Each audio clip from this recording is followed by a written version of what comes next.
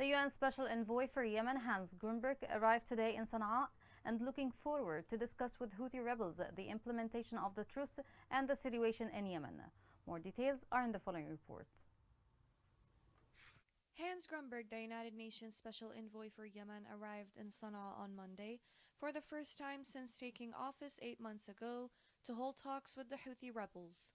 His office said he arrived with the goal of engaging with the Houthis in implementing and strengthening a 60-day ceasefire in the war-torn country.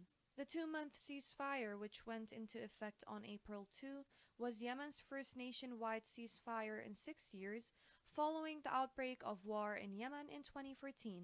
Escalating military action in Yemen has left the Arab world's poorest nation facing growing hunger and economic collapse. The UN describes the situation as the world's worst humanitarian crisis and a man-made famine.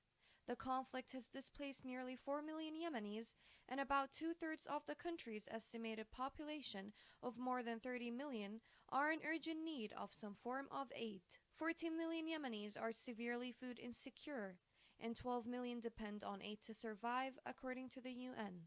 The economic and humanitarian crises have largely cast a shadow over the lives of the population, with a large segment of the population affected who lost their sources of income due to the interruption of interests, institutions, and companies in the public and private sectors.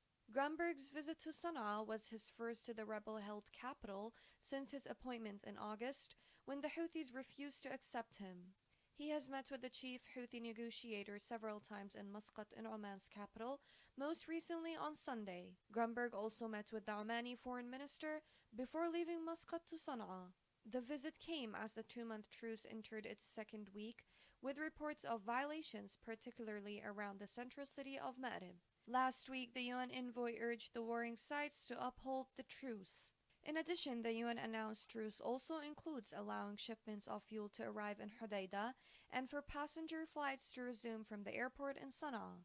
The UN envoy said he has invited both sides to arrange a meeting to agree on reopening of roads around the province of Taiz and other provinces as part of the truce. The war in Yemen has left millions suffering from food and medical shortages. Yemen continues to be the world's worst humanitarian crisis, and more than anything, Yemenis need peace.